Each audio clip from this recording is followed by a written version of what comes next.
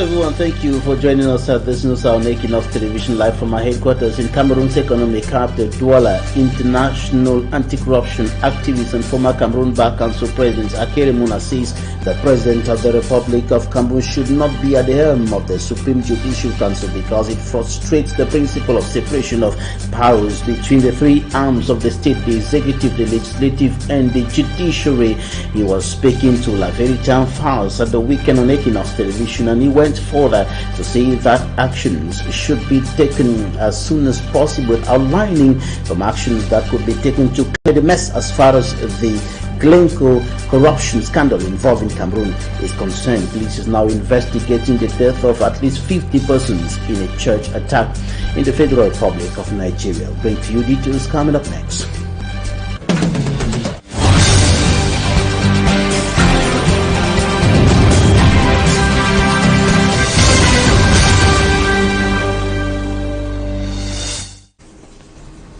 Thank you for joining us in this edition of the 6 p.m. newscast on Equinoxe television.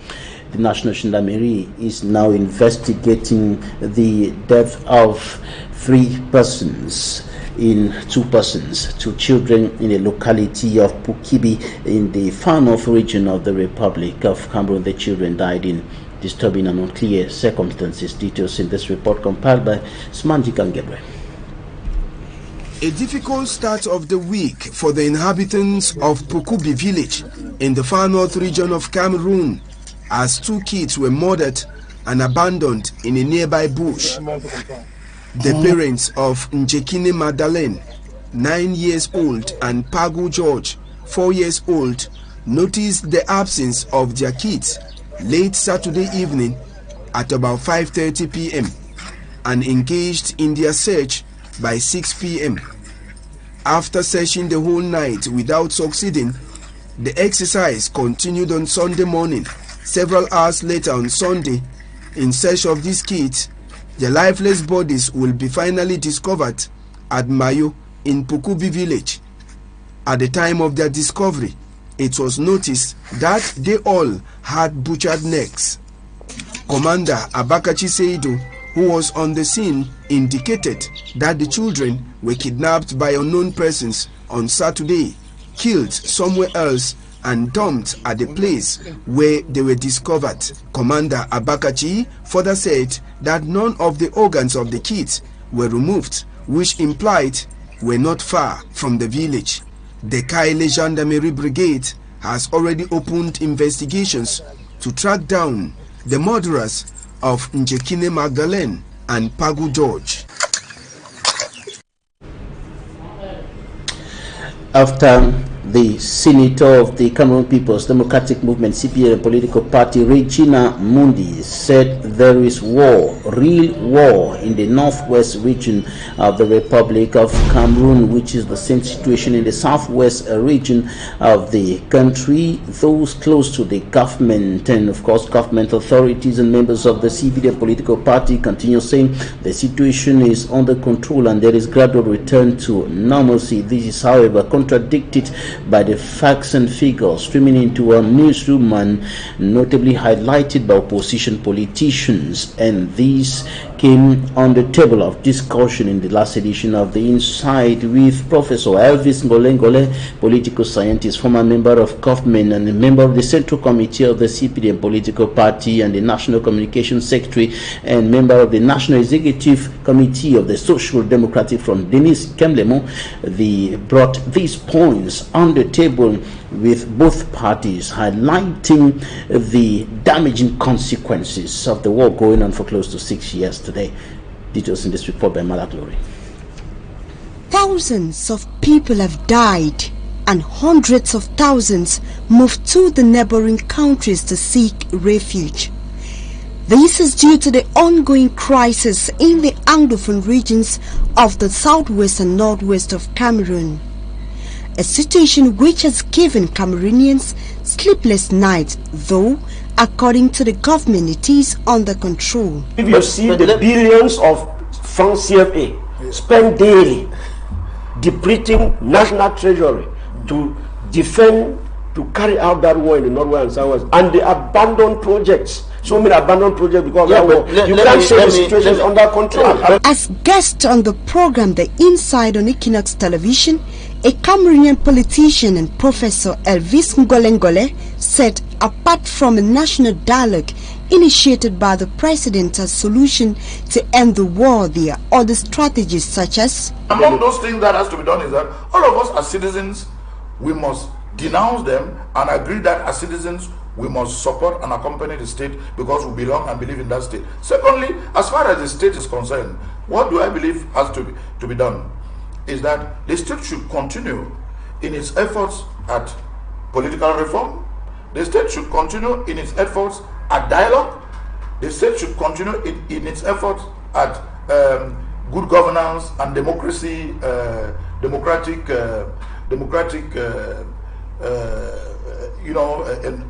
ensuring that democracy is enforced and reinforced. And for a visit to the crisis-hit regions by the president as requested by some Cameroonians, he says it is not part of the solution. The head of state is everywhere, is omnipresent, is omniscient, is everywhere. And he doesn't have to personally, in his physical sense, be here and there. The head of state is in Ashong, the head of state is in Batibo, the head of state is in Yaoundé, the head of state is in Boya, the head of state is in Ekundo Titi. But this idea I hear always that he physically must be this because they see that there, here or there, it doesn't necessarily follow. However, others opine that the government should go to the root cause of the problem and start solving them gradually, and this will be a better move towards solving the problem in the Anglophone regions. Mother Glory reporting there. Now we take you to the Babaju-Bamenda Road. That road has been in a deplorable state for several years now. Construction works going on that stretch of road, but the people are still suffering because of the muddy state of a section of the road under construction. Details in this report compiled by Smanjik and Gabriel. The stretch of road linking Babaju in the west region to Bamenda in the northwest region still remains a veritable nightmare to road users. On a rainy day, traveling on this stretch of road is not an easy task as passengers spend several hours. At one point, the passengers are forced to step out of the bus transporting them to enable the vehicle cross the danger zone along the road. Even commercial motorcycles that many thought could easily transport them also face difficulties because of the slippery nature of the road.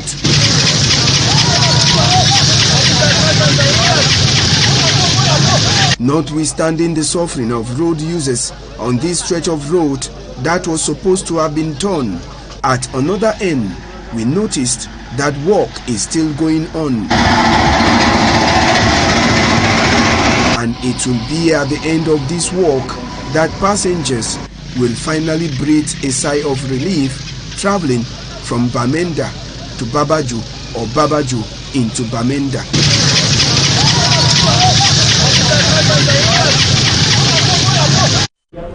Pressure is being mounted on Cameroonian officials to prop into the Glencoe financial corruption scandal after the multinational pleaded guilty of bribing officials in countries including Cameroon, Nigeria, Equatorial Guinea, Ivory Coast, and other countries. And the former Bar Council president and anti-corruption activist Barrister Kerimuna thinks actions and appropriate actions should be taken quick to clear the mess. He was speaking to La Veritan Fast. For me, I'm Sander has more.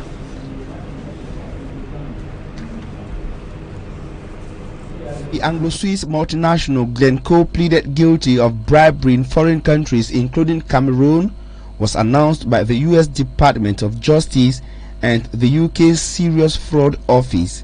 Within its stay in Cameroon, Glencoe bribed state officials, state institutions and enterprises with over 7 billion francs CFA in order to secure improper advantages, to obtain and retain business with state-owned and state-controlled enterprises.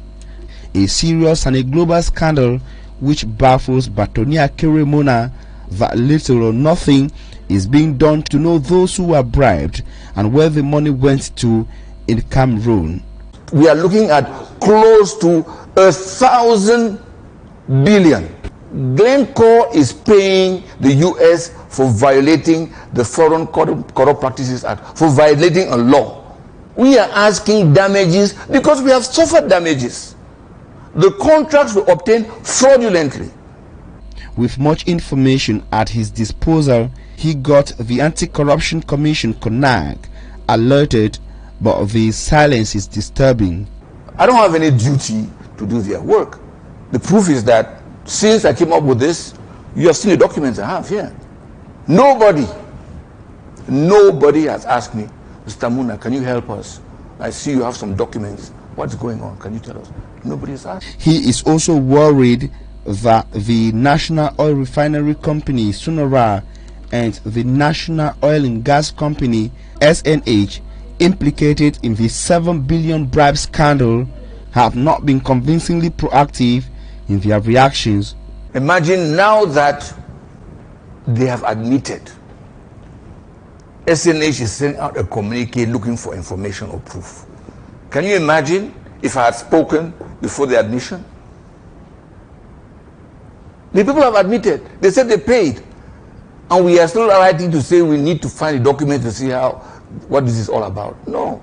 Batonia Keremona, like several other Cameroonians, want the Anti-Graft Commission to open a one-of-a-kind investigation into the sordid affair that involves two of Cameroon's most important public structures.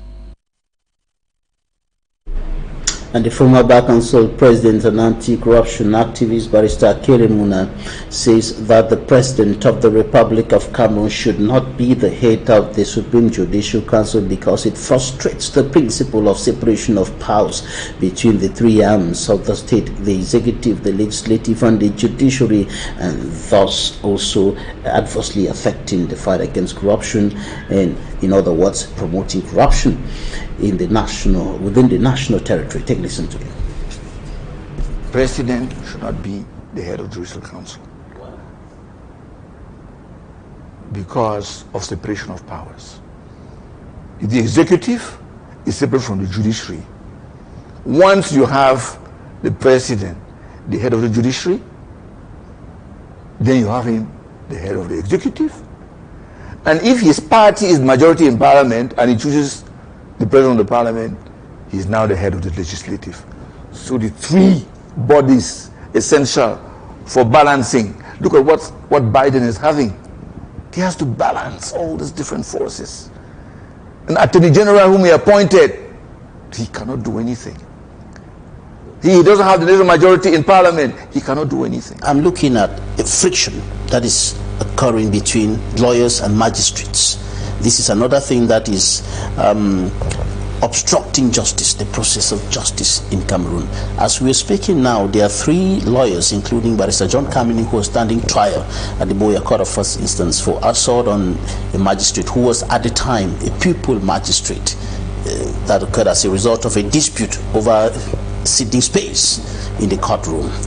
And this friction has continued, and it's like synonymous to the unholy marriage between the judiciary and the executive, and is producing practically the same results. As a lawyer, what's your reading of this friction between lawyers and magistrates? My reading would have been before that in a common law jurisdiction it cannot happen, because lawyers and magistrates live in the common law jurisdiction as if they're from the same family. If you go to a funeral of a lawyer, magistrates also stand around the casket with lawyers. See what I mean? So I think, and President of the Supreme Court, Yipanda Mwele, had a meeting with me. And he said, les avocats sont les cousins des magistrats. And we're now looking on how to put in place a mechanism where there would be interaction and discussion to stop this. So I think looking ahead, I don't want to comment this case because it's still pending and it's not proper for a lawyer to do. But I think we need urgently a kind of counsel. You see, doctors don't have the problem, because even a government doctor is a member of the medical council. Barrister Kirimuna speaking then concerning the resolution of the 6-year-long conflict in the northwest and southwest regions of Cameroon. He says it is imperative to go back to point zero and start with an intro-Anglophone dialogue, what late Christian Cardinal Tumi and other persons, other religious and civil society leaders tried to organize to no avail. According to the anti-corruption activist Barrister Kirimuna, this should be followed by a national dialogue completely different from what he qualifies as a prank or joke, referring to the major national dialogue organized in 2019 in Cameroon. Now, in news out of the Republic of Cameroon, the police is now investigating the cause of the attack on St. Francis Catholic Church in Owo, southwest Nigeria. Hospital and medical or media sources put the death toll of the attack at least 50 persons, including women and children.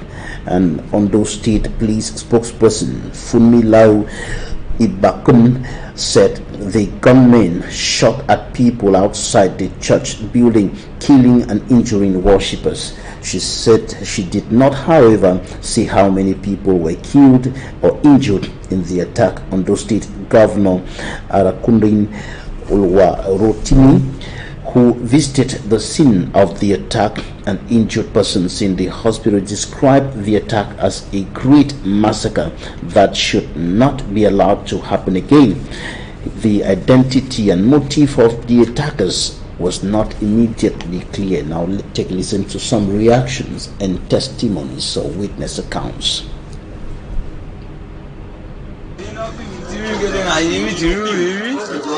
It's quite unbelievable that somebody will come and the intention was to kill everybody in that church.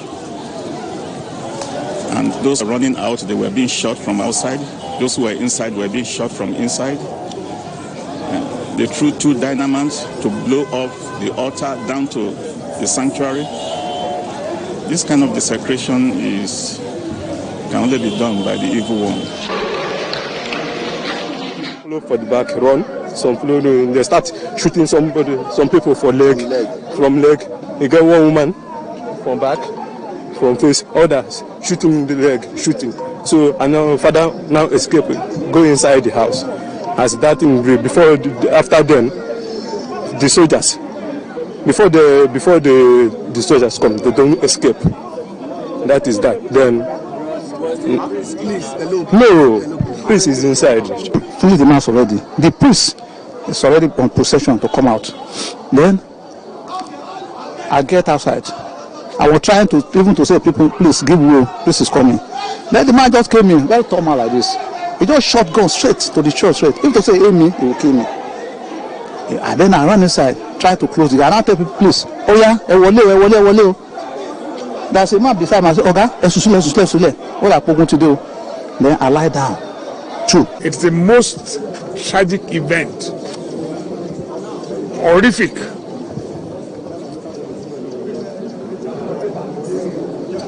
I don't want to talk about what we see or what we hear happens in America. What you have in America is a child spirit to what that happens there.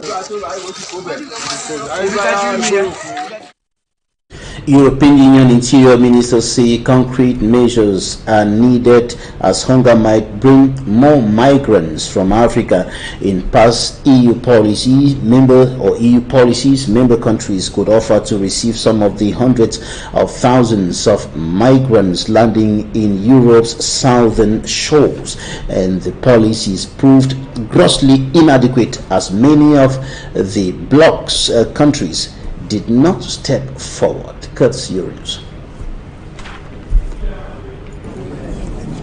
5 European Union nations who fear waves of refugees from impoverished African countries are calling for an end to the EU's voluntary solidarity on migrants. Interior ministers from the Mediterranean nations of Italy, Cyprus, Greece, Malta and Spain wrapped up 2 days of talks in Venice on Saturday. While fighting illegal migration and smuggling, we're fully in favor of more legal pathways for migration to Europe. We cannot let the smugglers decide who comes and lives in Europe. This is why my country is investing in bilateral cooperation schemes with origin countries, offering more opportunities for work permits in exchange for better cooperation in returns. The summit focused only on controlling potential refugees from Africa coming into southern Europe amid concerns of hardship following the blockade of Ukraine's grain exports. It did not address the millions of Ukrainian refugees arriving in northern EU nations. And that's it for the first part of this subjects.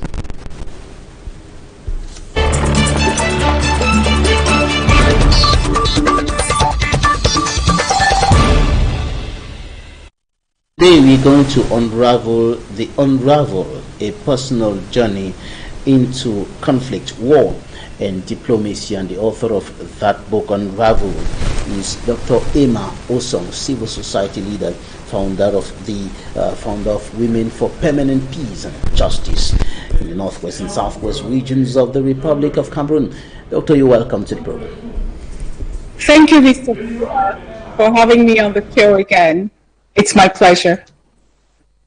Tell us about the content of your book, Unravel, a personal journey into conflict, war, and diplomacy. First of all, conflicts. Oh, wow.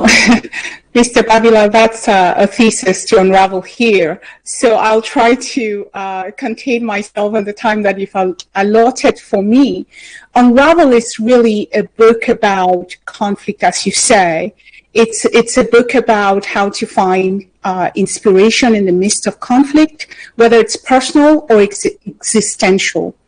I say Unravel is really a book about character, space, time, and it is ultimately a book that documents call to action that anybody going through, whether it's a personal crisis in their own lives or a societal or communal crisis, can gain some call to actions and nuggets of wisdom to use. So it's a collection of both a very deep personal crisis that I endured and a more existential crisis, and the sum total of what I have to offer to the reader. So the interesting thing is that I feel as though Unravel is very timely, right? The world is essentially unraveling, as we see, whether it's in the war, 6-year war in Cameroon, or that on the global stage, whether it's Ukraine, as you've just had on your news.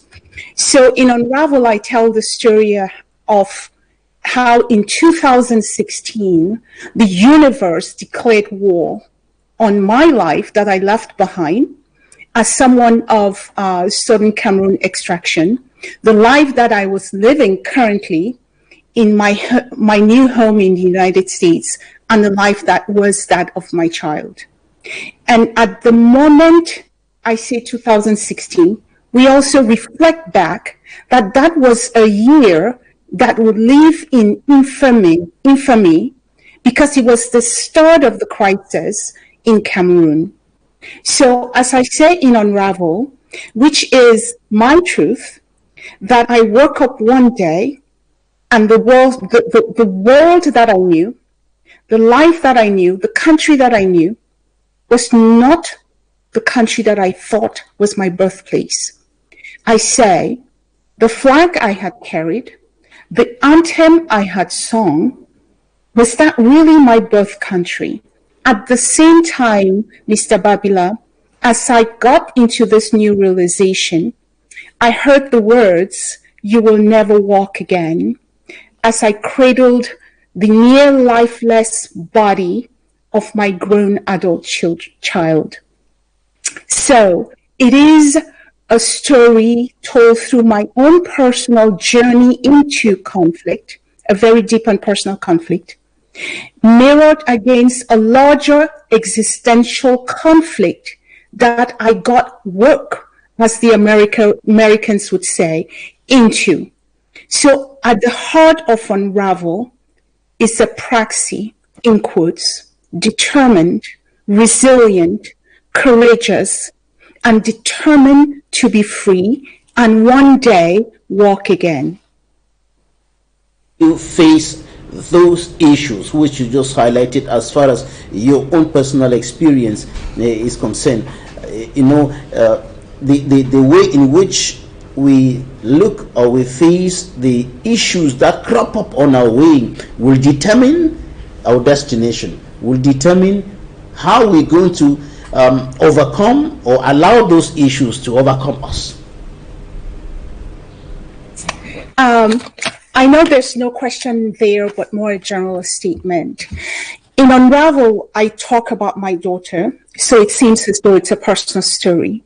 But as I say, it's a metaphor for how to survive and thrive and ultimately transform your conflict.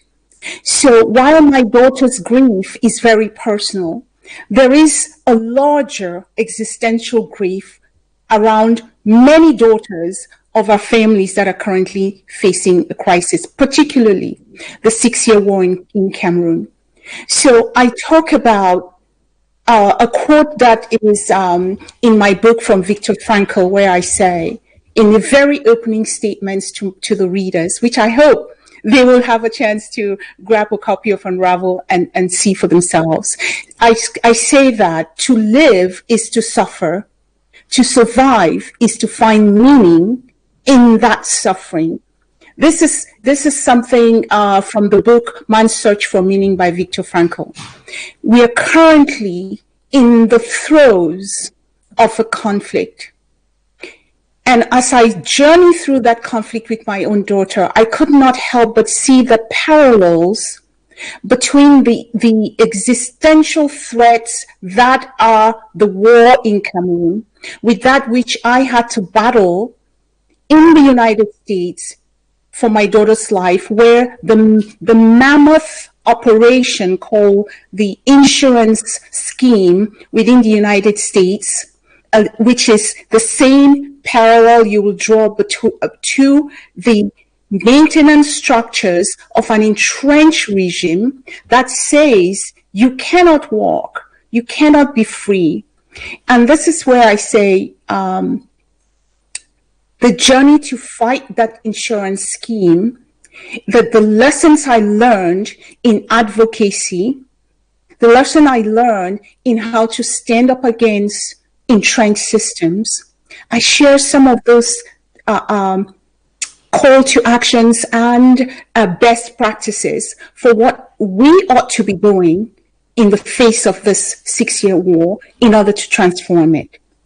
It is a scenario where I went back to school, right, to understand my own history and then to realize the pernicious tool that had been in existence, and that tool is that of erasure. So in Unravel, I look at conflict as it divides, as it diminishes, as it tends to erase, and share that story with the reader, that even as an adult, it is a humbling journey to stand up one day and say, the life I have led, I did not know. What is my truth? What is my true history? You would realize, Mr. Babila, as I listened at some of the points in your earlier news, that the Mr. Kerem Muna, in the interview you just had with him, talk about resetting the pendulum, talk about getting back to the drawing board. I wish he could go further and say that the 60 years of oppression of a people, and here you draw the parallel between the insurance system in the United States that sort of kept a lot of people unable to access that system and therefore remaining in poverty because of poor health, is part of the concern that we have, that the escalation of war on the oppressed is never going to be the answer. Similarly, the denial of health care must be something that we fight against. So in Unravel, I talk about the fact that people have now rediscovered their capacity to survive, much as I discovered my own true identity, my own true history, absent of that which were given to me by an oppressed system or the oppressor. So with this realization that people have a right to their humanity and the right cannot be decreed away, it's some of the tools and lessons that I use to go up against an entrenched system in the United States, fight for my daughter's life, and ultimately succeed. It is also in realizing that no amount of brainwashing, imposition can truly erase history. And that with the awakening of the next generation, the ground under our feet has changed. And what does that mean? As I write in Unravel, we must give peace a chance. But you have to read in Unravel to understand the type of peace that we need to unravel. It is not the peace at the barrel of the gun. It is not the peace that says we will decree your freedoms and your humanity into existence. It is, I believe, as your previous interviewee on La Vérité en face, you see my French is completely botched, says you have to go back and do a reset. But it's not that which is prescribed, but that which you are clear-eyed about, first, in knowing who you are, where you have come from, and where you hope to go. So Unravel really is a very timely book. As I said earlier, the world is unraveling all around us in our own backyards, and we must step in and take responsibility for transforming that conflict and transforming it in a way that shows that we have looked far back into the past. We have deliberated our present war situation, and we can truly be clear-eyed about the future we want. So there are quite a few things in Unravel that I would love to talk about, but in the interest of time, let me stop here and take your next question. We'll certainly come back to that, but talking about taking responsibility, talking about what we ought to be doing now, we Cameroonians, we the people of the Northwest, Southwest regions, we, the authorities, what we ought to be doing now. What are you suggesting in Unravel should be done in such conflict situations like what we have in Cameroon, in the Northwest and Southwest regions in particular? What are we supposed to be doing and how to go about doing those things? If I had a crystal ball, I would certainly look into it and give you an answer. But let me quote Mrs. Zelensky, the First Lady of Ukraine. She said something very interesting. She said, "Do not get comfortable with my war and do not normalize my grief." The first thing I believe we ought to be doing is not to get comfortable with this war and not to allow the war economy to flourish. I've heard you talk about Glencoe. That's an interview for another day that I would love to participate in. We cannot normalize the decreeing into existence peace. Rather, we must be bold and clear-eyed and engage in addressing the root causes. Mr. Babila, I've been on this show as if I take stock and trade in the Swiss process to say, Biya's government has refused to engage in a peace process, believing that there is victory in war. I heard at the top of your show, one of Mr. Biya's spokesperson, Mr. Ngolengole, talk about something that I had to smile and chuckle to myself of Mr. Biya's omnipresence. Is that a solution? No. There is a war, Our children, I'm old enough to have a child that can carry a gun, have taken up arms. In the same manner, I said in Unravel, I put on my war fatigues and went to war against an insurance company that told my daughter, go home and die. And I said, you have to come between me and her to send her home to die. We have to put on our military fatigues, fighting for justice, to take on systems that say we will decree into existence peace. It begins with the realization, first and foremost, of what our true histories are. And here I'm not saying, because there's a disclaimer in Unravel, that I'm not a historian. I'm an aerospace engineer and a leadership expert. It is not about the history. It is about knowing who you are, asking those critical questions that I call out in the sections in Unravel, which I label call to action. Who am I? Who has given me this version of myself? How do I know myself in relationship to all the structures and systems around me? When you do that little journey back into self-discovery, use the acronym I call Getting Real with Yourself, the responsibility to know yourself, to transform your conflict.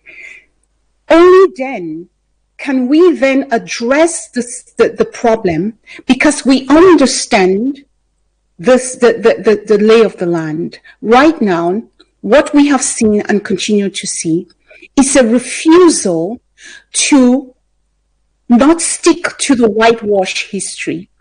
Therefore, we use the same thinking that went into creating the problem, as Mr. Ngole would tell you, Mr. Bia being omnipresent, as the same reasoning that should go into the solution. Oh, by the way, if there is a conflict, it stands to reason that those who know better do better by allowing different perspectives to inform them. Right now, there's a singular mode of thinking, single loop learning, that says the person who started the problem will then solve the problem.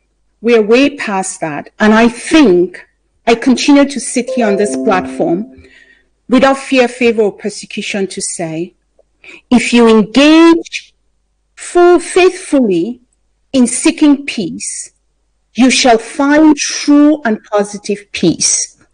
If you come at it with your whitewashed, with your differences without distinctions in some cases, and with your toxicity of division in other cases, you will come out with solutions that are not sustainable. Again, for those who will hate the Swiss, they would say, there she goes again. If Mr. Bia will so much as ascend to meet those who now carry arms, to dialogue without preconditions, we might just have a chance at coming out and saving the next generation a legacy of war. At last, what do we have?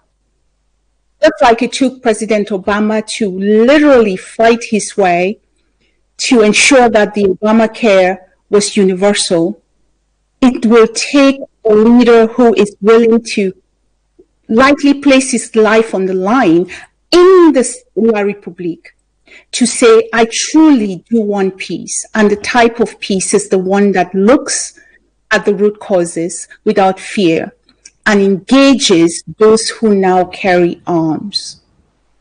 We wrap up with this extract on peace, and you said peace is serenity of spirit. It can be attained through sheer willpower, and it can be enforced through fiat.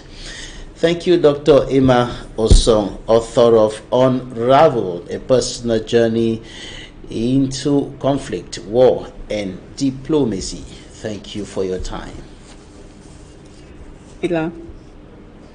Thanks, ladies and gentlemen, for staying with us in today's edition of the 6 p.m. newscast on Equinoxe Television. Goodbye.